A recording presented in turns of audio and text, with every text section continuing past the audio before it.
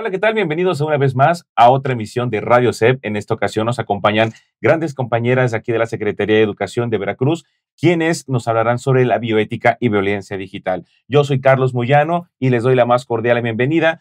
Mucho gusto, muchas gracias por acompañarnos. Ellas son la maestra Magnolia Fuentes Jiménez y la licenciada Pilar Vadillo Virués. Bienvenidas. Muchísimas gracias. El día de hoy vamos a enfocarnos específicamente sobre lo que es la bioética y violencia digital.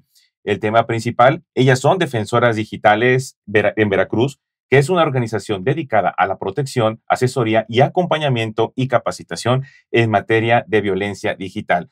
Además, forman parte de la Red Nacional de Sororidad y de la Red Latinoamericana de Defensoras Digitales. Una gran carrera, un gran currículum en su haber y pues qué mejor que ellas para hablarnos sobre este tema. Antes que nada, yo quisiera abordar como primera pregunta en este tema muy importante sobre la violencia digital. ¿Todo esto tiene que ver con la ley Olimpia? Sí, así es. Bueno, es unas reformas que fueron impulsadas a través de la Organización Civil de Mujeres Feministas. Nosotros participamos activamente en esta organización. Desde el 2013 empieza esta colectividad de mujeres que empiezan a hablar de violencia digital. No es una violencia que desde el 2013 empieza, sino que ya venía desde hace muchos años atrás. Sin embargo, fue el 2013 un punto importante porque empezamos a hacer colectividad desde el Frente Nacional para la Sororidad. Nosotras, por ejemplo, en el caso de aquí Veracruz, somos una agrupación también, pero tenemos células, porque así le llamamos, en diferentes espacios, en diferentes entidades, así también dentro de Latinoamérica. Entonces, tiene que ver obviamente también con la ley Olimpia, como se conoce socialmente el delito de violación a la intimidad sexual. Así es el delito, lo tenemos tipificado en Veracruz, pero obviamente está vinculado. Ahora sí, ¿qué es violencia digital? Bueno, violencia digital es toda acción dolosa que se da en espacios digitales, ya sean plataformas de internet, también se puede dar a través del correo electrónico, a través de redes sociales, que busca perjudicar la intimidad, la dignidad, la libertad, la vida privada de las personas. Entonces es muy importante hablarlo desde ahí, porque no solamente cuando hablamos de violencia digital, ya como este primer ejemplo, hablamos de violación a la intimidad sexual y de difusión de contenido íntimo sexual, sino también de diferentes tipos de violencia digital que se dan en estos espacios y, como ya mencioné, buscan dañar estos aspectos de la vida humana. Es muy importante también mencionarlo porque cada vez estamos más envueltos en la digitalidad. Hay estudios que dicen que los mexicanos pasamos aproximadamente 8 horas en la internet. Entonces convivimos. La digitalidad es un ámbito más de existencia humana y si lo vemos desde ahí podemos hablar que toda esta extensión de la violencia que se vive ahí, y en el caso de la violencia de género, nosotras mencionamos que es una extensión de la violencia de género que se da en estos espacios digitales, porque además con estudios que tenemos desde el propio Frente Nacional para la Sororidad, hay un resultado en donde 9 de cada 10 víctimas son mujeres. Entonces es muy importante también tener este análisis de la población que tiene una mayor vulnerabilidad, incluso históricamente hablando, las mujeres en este caso, y que en el ámbito educativo también permea obviamente a las adolescencias y a las infancias. Comentabas que, bueno, este tipo de acción respalda mucho a la mujer, pero en el caso de los hombres, ¿cómo podríamos trabajar este tema? Bueno, cualquier persona puede ser víctima de violencia digital. Entonces también eso es un punto importante. ¿Por qué? Porque cualquier persona puede ser víctima de estos delitos, como la violación a la intimidad sexual, la difusión no consentida, puede ser para hombres o para mujeres. En los estudios tenemos esta diferencia existente, pero, por ejemplo, también las infancias, ya sean niños o niñas, pueden ser víctimas de grooming, que es que esta cuestión donde adultos se hacen pasar por niños o niñas, entonces ganan la confianza. Cualquier persona no está exenta de vivir este tipo de violencia, y por eso es que hablarla, nombrarla tal cual, implica hablar también de prevención y obviamente hablar de una cuestión de erradicación para poder frenar todos estos mecanismos de violencia que se dan en estos espacios. Y es que precisamente este tema es muy importante, sobre todo para las maestras, los padres de familia, maestros que nos están viendo en estos momentos, porque lo acaba de decir usted, maestra, el caso de la violencia digital también ya aborda a los menores y ha habido muchos juegos en la internet, bueno, por no decir algunos nombres, pero sabemos que muchos adultos se hacen pasar por niños para fingir ser sus amigos, y es donde ya abordan ese tipo de riesgos para nuestras niñas, niños y adolescentes, y que este tipo de acciones es lo que busca respaldar. Pero hablando de violencia, ¿Cuáles son los tipos de violencia digital que existen actualmente y que de los cuales debemos cuidarnos en casa, en el trabajo y, por supuesto, toda la comunidad educativa? Por ejemplo, si hablamos de violación a la intimidad sexual, hablamos de violencia sexual digital. Es la difusión de contenido íntimo sexual, ya sea video, audio o imágenes reales o simulados. Aquí ya implica la inteligencia artificial, porque si son hechos a través de la inteligencia artificial, también aplica el delito de violación a la intimidad sexual. Si hablamos en los entornos escolares, podemos hablar de ciberbullying, en donde antes podíamos notar que el bullying se daba en los entornos escolares, pero cuando la infancia salía de la escuela, del entorno escolar, podía haber una pausa entre esta cuestión de acoso por sus compañeros o por las personas que estaban en el entorno escolar. Sin embargo, en la actualidad ya no sucede así. Se van a su casa y hay grupos de Facebook, del salón de clases, de la escuela, entonces ahí hay memes o hay alguna cuestión de burla hacia los compañeros o las compañeras. Entonces, el bullying, como comúnmente lo conocíamos, migró también a la digitalidad. Podemos encontrar el doxing, que es la publicación de datos personales en redes sociales, por ejemplo, en donde obviamente se vulnera la intimidad y la privacidad de las personas. También podemos hablar en casos extremos de trata virtual, en donde también antes era muy común que había estos reclutamientos en espacios físicos solamente, pero ahora estos reclutamientos se pueden dar en Facebook con ofertas laborales falsas.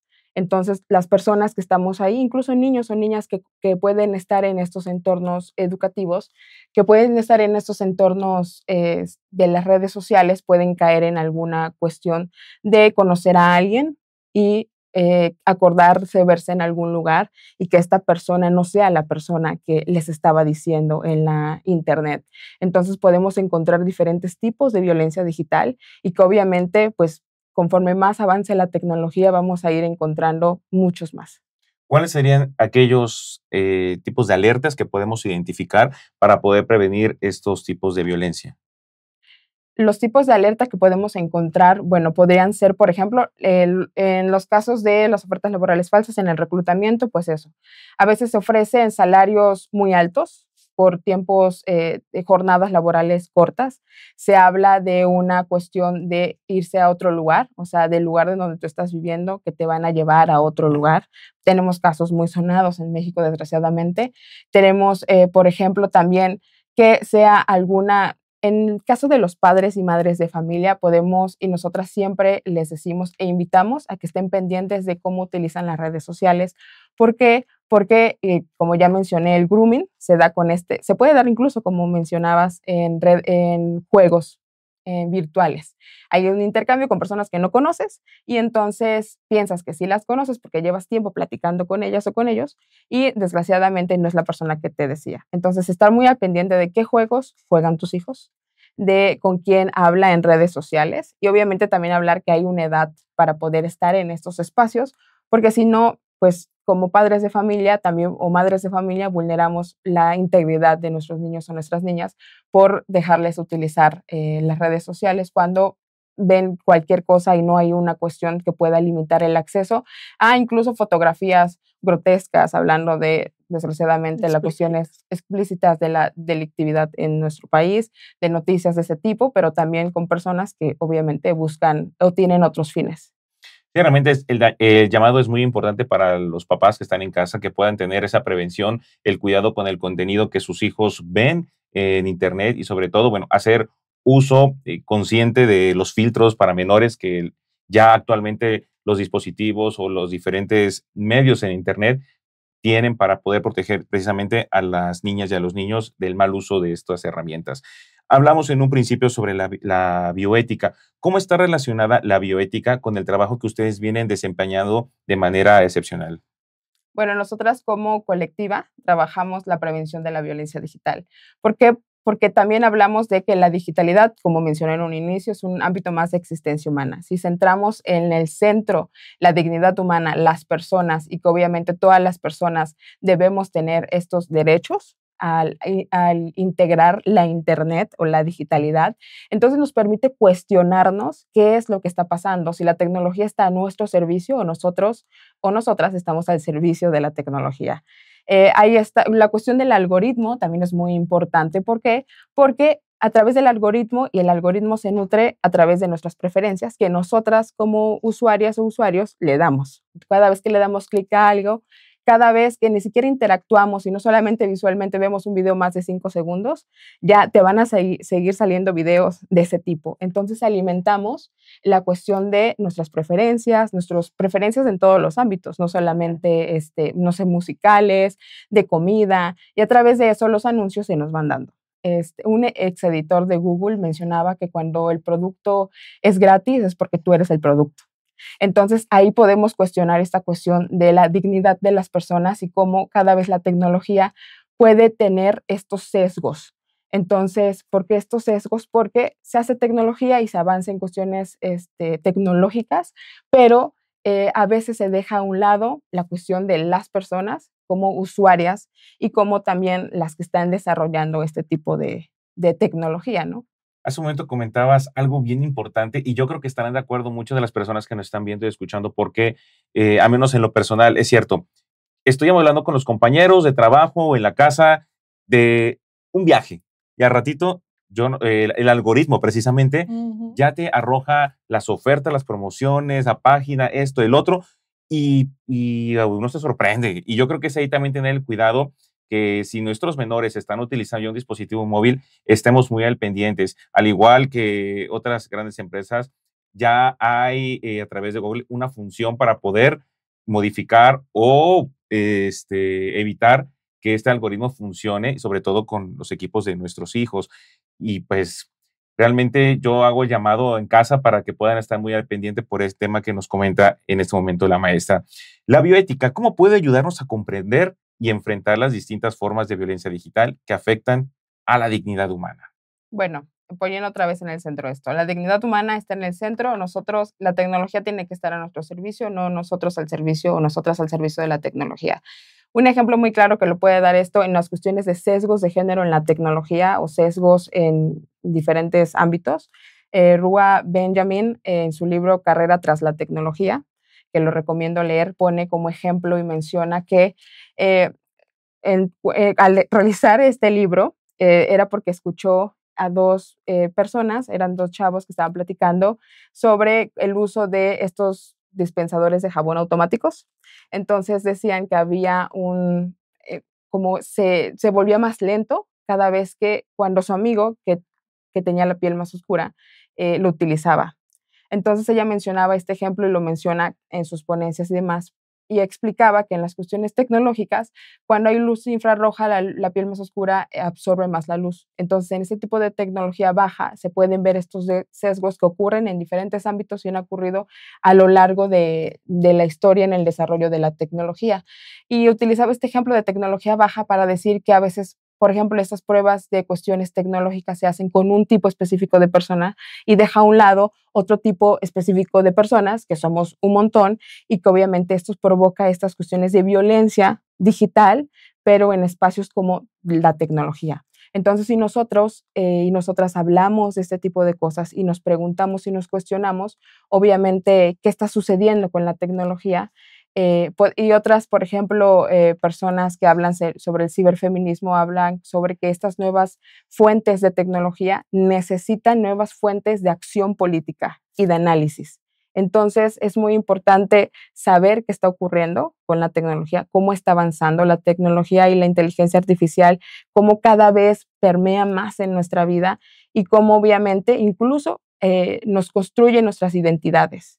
En el caso de las infancias, por ejemplo, sabemos que la identidad se crea a partir de la infancia y se desarrolla en la adolescencia, pero entonces estos niños y niñas que están en la Internet pueden crear su identidad a partir de lo que ven, a los grupos en donde están, lo que están leyendo, que tal vez no sea apropiado para su edad. Entonces pone en el centro a las personas, a su dignidad, a su libertad, a su integridad, y obviamente hablar de biótica en la tecnología nos habla de principios como la justicia, la no maleficencia, nos habla sobre la autonomía, y por eso es muy importante analizarlo desde esta perspectiva. Ok, es un tema bastante complejo en el cual tenemos que tener Amplio. muy amplio y tener mucho cuidado en casa. Ahora, la pregunta es, sabemos que actualmente es no imposible, pero sí muy difícil no utilizar ya lo que es la tecnología, las herramientas digitales para diferentes cuestiones, tanto educativo como laboral. En el caso, enfocándonos a la cuestión de educación con nuestros hijos e hijas, ¿por qué es tan importante tener una buena educación digital para prevenir este tipo de problemas? Bueno, lo repetimos hace rato al principio de la entrevista, la digitalidad ya está inmersa en el sistema educativo.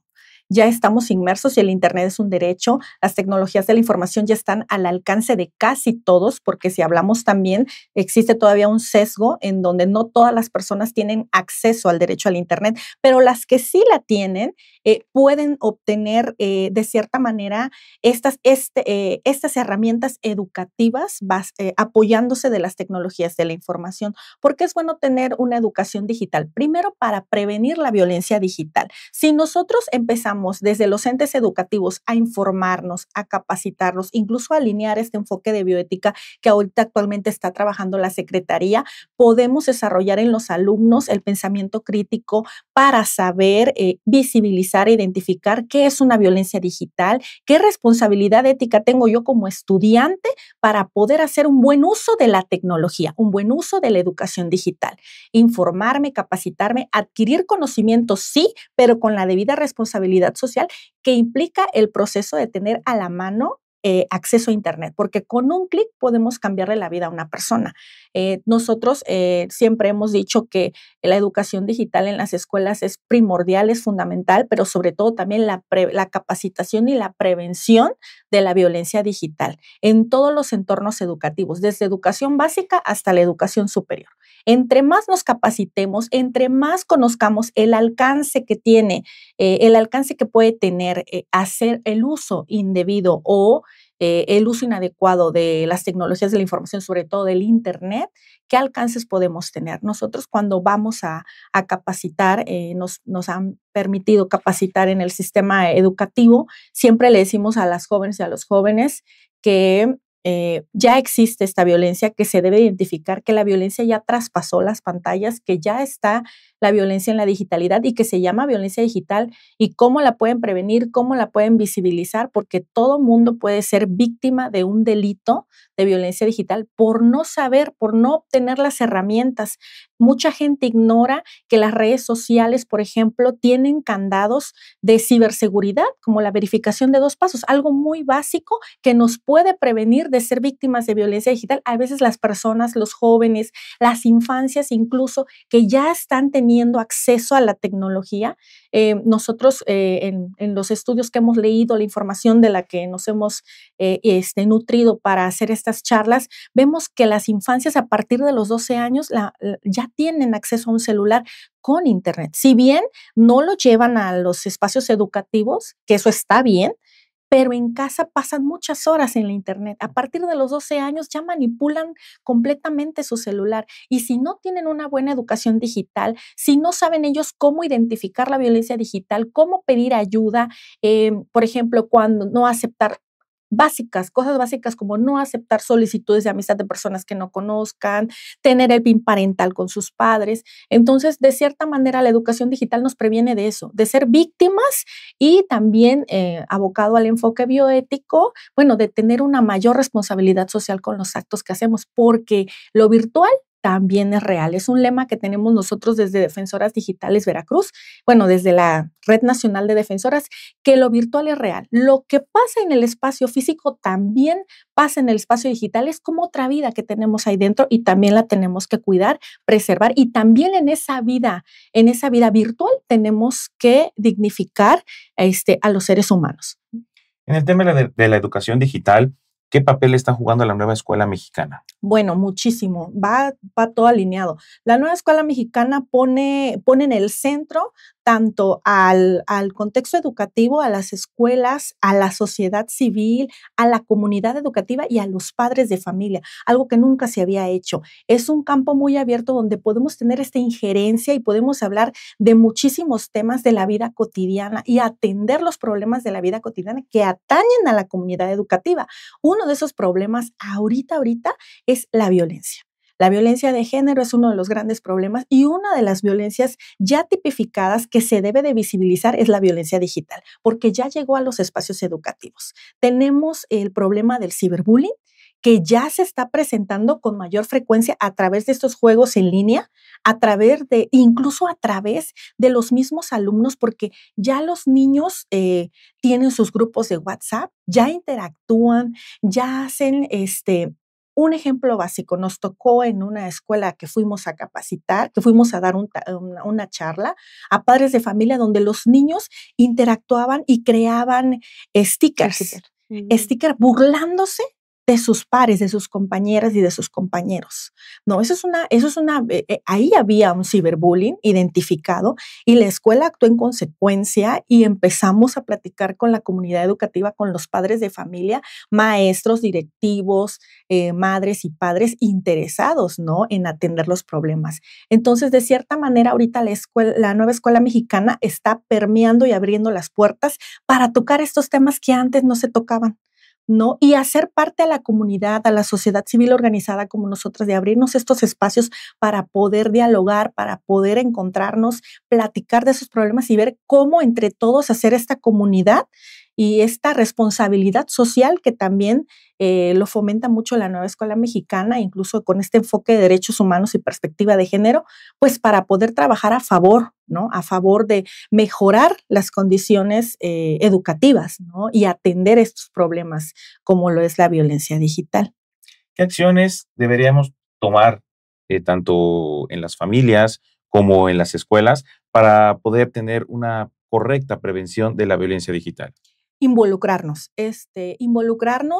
yo creo que hablar también, visibilizar esta violencia, actuar en consecuencia, capacitarnos, informarnos, hacer charlas con los padres de familia, con la comunidad educativa, hacer talleres, hacer ponencias, hacer incluso encuentros interescolares donde hablemos de la violencia digital, cómo prevenirla, enseñarles a los chicos, los docentes también capacitarse para poderles enseñar los pasos de ciberseguridad básicas, cómo atender un caso de violencia digital. Yo creo que todo maestro, toda maestra tiene que estar capacitado para atender un caso de violencia digital, si es menor de edad, si es mayor de edad, porque los protocolos son distintos, las leyes son distintas.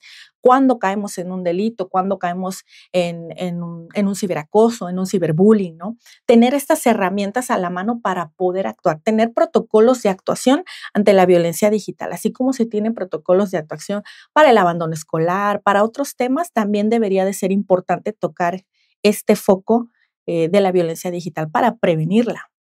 ¿Y qué responsabilidades éticas tienen actualmente las plataformas digitales ante la violencia digital? Uy, mucho.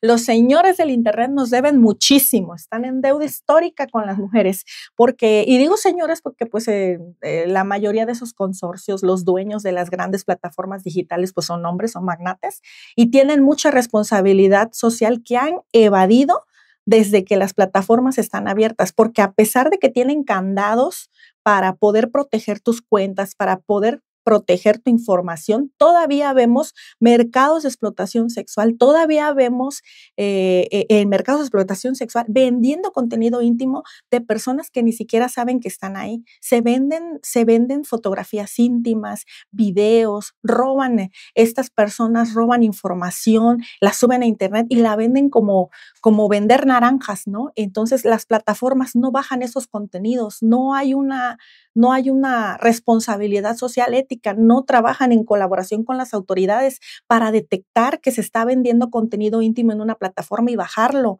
Cuando las víctimas los buscan, contactar también a las víctimas, ellos tienen que involucrarse porque el Internet sigue siendo esta ventana abierta al mundo para que todo mundo pueda cosificar los cuerpos de las mujeres, de las infancias, vender contenido íntimo, incluso robar identidad y estar lucrando con las víctimas, porque también está este mercado de trata en el Internet, ¿no? Y las grandes empresas, Meta y todas las demás, tienen que hacerse responsables y tienen que tener mayores protocolos de seguridad e incluso trabajar con las autoridades. Nosotros, un ejemplo básico, tuvimos este año, fuimos a la primera cumbre latinoamericana de defensoras digitales, en donde nos fuimos a capacitar precisamente, a aprender de este tema con gente experta.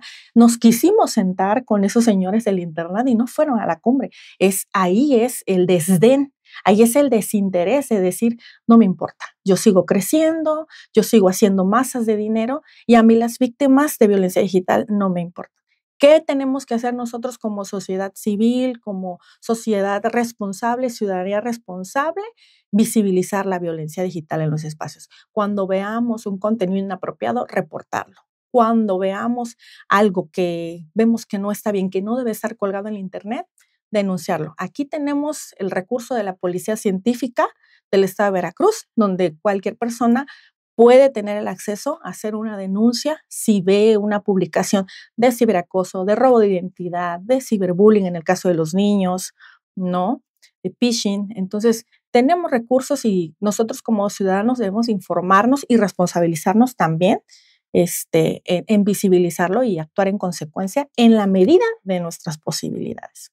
¿Actualmente existe alguna ley a nivel internacional que proteja a las personas, tanto hombres como mujeres, por el mal uso del contenido pues, sexual e íntimo? Pues Ley Olimpia ha sido este conjunto de reformas que se ha llevado de la mano, ha sido pionero en su especie, ha sido pionero en poner el dedo en el renglón sobre qué es la violencia digital y cómo debemos de tipificarla. Actualmente nosotros en México ya la tenemos tipificada. Hemos llegado a algunos países de Latinoamérica, ya es en Panamá, en Colombia. En Colombia nada más falta que la apruebe el Senado de la República para que ya sea ley, pero ya en Panamá ya es ley. Argentina ya es ley. Es una ley ya que está alcanzando a otros países. Sí, que ya pasó por sus dos cámaras y que ya está tipificada. Ahorita la meta es llegar a Estados Unidos, que las compañeras están incluso ahorita. Pero esta ley protege a la persona afectada. Sí. Pero hay dentro de esta misma ley Olimpia, también está castigando o prohibiendo de alguna manera a aquellas páginas, empresas que hacen este uso de material. Bueno, por ejemplo, en el caso de México, como pionera en hablar de violencia digital a nivel legislación, cuando se hizo estas reformas, se empezó haciendo reformas a los códigos penales de los diferentes estados. Se empezó así porque éramos mujeres de la sociedad civil que tenían un empuje distinto a como lo podría tener alguna otra persona que le empujara desde otro ámbito. Para nosotras era muy importante empujar una ley general, por ejemplo, donde se hablara de esta cuestión e incluso de estas sanciones a las plataformas. Nosotros seguimos poniendo eso en la mesa, estas sanciones a la plataforma. Sin embargo, si hablamos de la ley Olimpia en la legislación, hablamos ahora también ya que después de hacerlo en diferentes estados, las reformas a los códigos penales, se hizo al federal y se puso la violencia digital en la Ley General de Acceso a las Mujeres a una Vida Libre de Violencia, en donde se habla qué es y las cuestiones que tienen que hacer diferentes ámbitos para erradicar este problema. Sin embargo, nosotras, como mencionaba mi compañera Maggie, cuando fuimos a la cumbre siempre seguimos insistiendo en la responsabilidad que tienen las plataformas y, por ejemplo, en el caso de España, tienen diferentes legislaciones que hablan sobre esta tipificación a la difusión de contenido íntimo, pero también hacen y hablan explícitamente de las sanciones a las plataformas digitales. En el caso de la legislación en México, se habla de la responsabilidad de las empresas digitales de bajar el contenido. Se habla sobre esta especificación en general, de la baja de contenido que tienen que hacer cuando participan, obviamente, y tienen una vinculación en casos de delitos, como la violación a la intimidad sexual.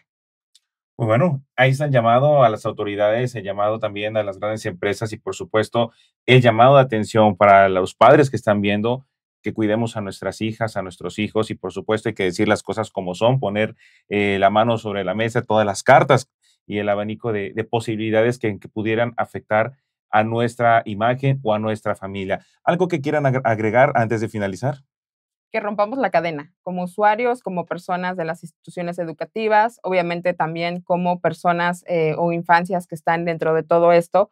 Cuando estamos hablando de la violencia digital y cómo impacta en nuestra vida, es muy importante que si vemos, como mencionaba la maestra Maggie, si vemos algún tipo de este contenido, lo reportemos, porque cada like, cada me divierte, cada compartida puede incluso hacer que alguna persona víctima de este tipo de violencia se quite la vida. Estamos hablando de socializar este tema. ¿Por qué? Porque cada vez que nosotros participamos o nosotras participamos en esta difusión y cada vez que en un chat, algo muy básico, en WhatsApp se comparte una imagen íntima, sexual de alguna persona que obviamente no sabemos si fue consentida, es mejor decir que no está bien, que no sabemos quién está detrás de esa imagen, qué persona está detrás de esa imagen, porque ha habido casos, como en el caso de Argentina, en donde una mujer se quitó la vida por la difusión de contenido íntimo.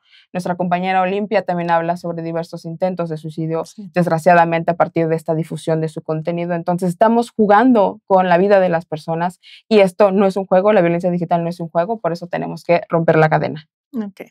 Sí, también que conozcan las ciudadanas veracruzanas y los ciudadanos veracruzanos, porque esta ley es pareja, es para hombres, para todas las víctimas, hombres, mujeres, que sean víctimas de violencia digital, que hay una ley de violación a la intimidad, así se llama el delito aquí en Veracruz, está tipificado y cualquiera puede denunciar este delito. Entre más denunciemos, le vamos a quitar la máscara a esas personas que siguen agrediendo la dignidad de las personas a través de la difusión de contenido íntimo, ¿no? También, si ustedes conocen algún caso, quieren alguna asesoría, quieren platicar con nosotras, saber más de violencia digital, nosotras estamos en las plataformas digitales como Defensoras Digitales Veracruz en Facebook, Defensoras Digitales Veracruz en Instagram, en TikTok también, y tenemos un correo electrónico, si quieren saber más, contactarnos, defensorasdigitalesveracruz@gmail. Ahí nos pueden contactar también.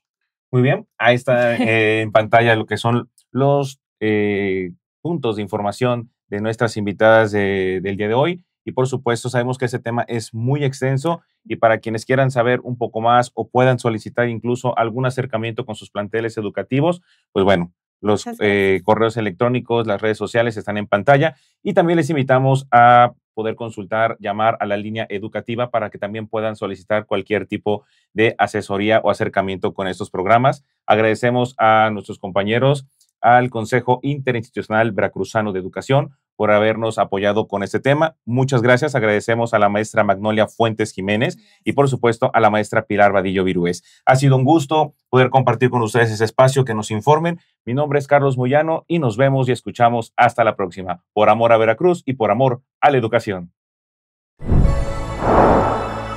Por amor a Veracruz. Gobierno del Estado.